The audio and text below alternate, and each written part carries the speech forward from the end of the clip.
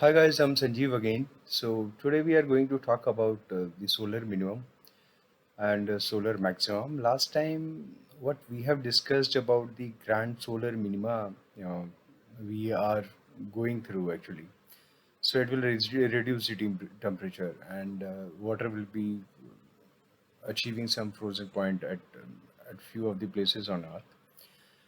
So today we'll talk a little bit more about this. The important part is today I'm going to give you the dates or years of the grand solar minimum when this is uh, you can expect in future and when it happened last time. So what science says they don't know exactly how it happens and when it should happen again and what is the timelining about for a grand solar minimum.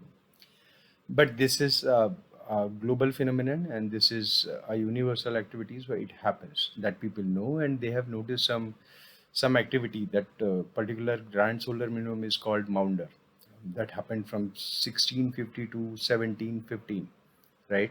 So it was a quite long period, almost 70-80 years. Now we have already discussed how it happens, why it happens, what should be the time duration between. But today I'll give you some more data about the same, and I'll give you the exact figures, numbers, the years it happens.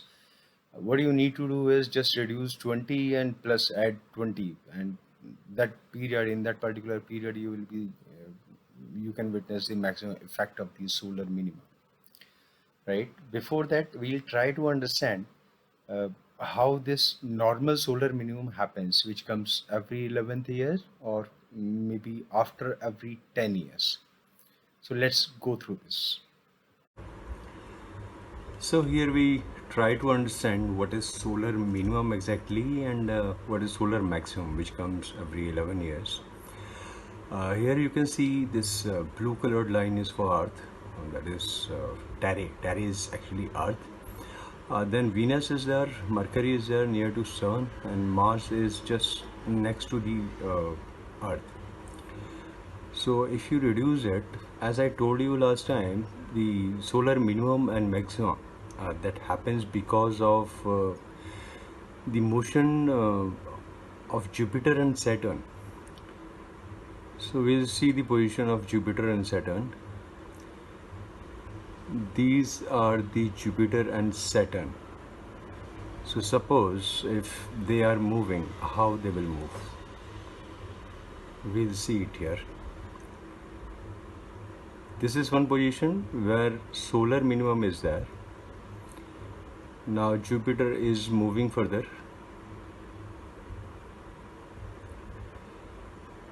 and when this is exactly opposite to the Saturn, and when it makes a line between the Saturn, Jupiter, and Sun, when they are in a straight line, I think this is the position, and this is date. You can see the date is 2030, right? You can see at the top corner. So, what we have seen is currently in the current month, Jupiter, Saturn, and Sun all are in the same line. Jupiter and Saturn, they are the same side. So, rest of the cycle, what Earth covers on its orbit, that is empty. And other than Mars, which is going to provide a support hardly for few days only. Other than this, Earth is not getting any shadow support in the space, and that's why dark matter can enter from all the directions other than the Jupiter and Saturn. In the long run, if you see, yes, Neptune and Uranus is also there, which is providing a support. But again, one particular corner is very strong because Jupiter and Saturn are there. Rest all the corners are really weak. So black matter will come. It will try to capture the atmosphere of Earth, and the temperature will be reduced, right? So we are at the position of acute solar minimum, though because heat wave is already coming through. This is the summertime, so it will take some time when we start feeling the cold wave or some significant reduction in the temperature. So now we'll see what happens after 10 years, because after 10 years, uh, Jupiter is not going to be at the same position. It will take at least 20 years to come back to the same position with the Saturn, right? So after 10 years, what happens, and where we get the loopholes where the dark matter enters from? Let's see this. So in the first position, you saw that Saturn and Jupiter, they were in a single line. So the rest space was open for the Earth. So dark matter could enter from all the sides apart from this side. But here you see in this position, this particular area and this particular area, these areas are open to the space. So dark matter can enter from here. So this is the position where you will be getting the exact minima, because dark matter is entering to the Earth atmosphere. So temperature will be reduced comparatively, and this is happening every 10th or 11th year. You can see the date here. And if it is moving to the same position again, suppose it is coming to the same direction again, then you see how it works. Now they are coming to the same line, single line, and they are both at the same side, right? It is happening in 2040. So now this is the same situation what happened in 2020. This complete area is open and dark matter is coming from all the sides, right? So wherever planets are not there, Earth is not getting any shadow or support. Earth is directly exposed to the dark matter, and that's why the low temperature is felt.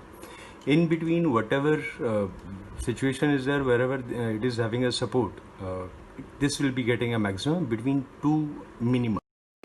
So whenever a minima happens, either Jupiter and Saturn are at the same side or they are at the opposite direction. So if they are at the same side, you will be feeling some more reduction in the temperature.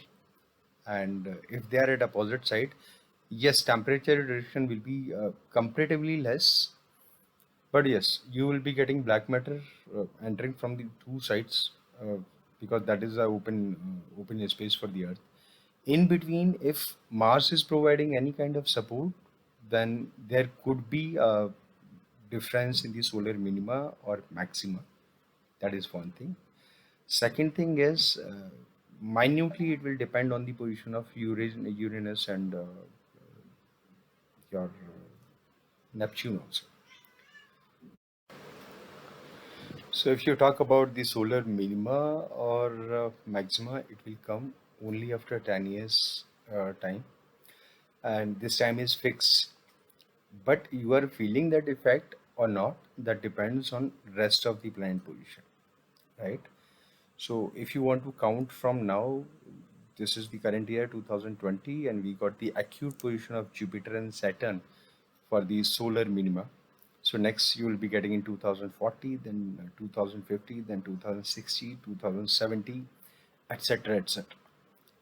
And if you talk about the maxima, this will be somewhere in between. If you are getting the effect, perfect effect of it, that will depend on the what kind of weather you have at your location. Suppose if you are feeling winters, you are going through the winters, and then you get the acute minima. That time you will be facing some kind of cold waves. But if it is summers and you are getting a minima, you will hardly feel any difference in the temperature. So that kind of variation will be there. That is quite possible there. And after this, I'll tell you few important dates. So currently, what current deep solar minima we have? It has got a acute position in 1998. It was started from 1998. So last 20 years we are already trying to observe the temperature and the difference in the temperature. But if you talk about the last results, if you see the last results we got, like last time deep minima was there in 1828, then 1657, then 1446, then 13, 16, then 1147, 976, 806, and 637. So this is the data. These are the years.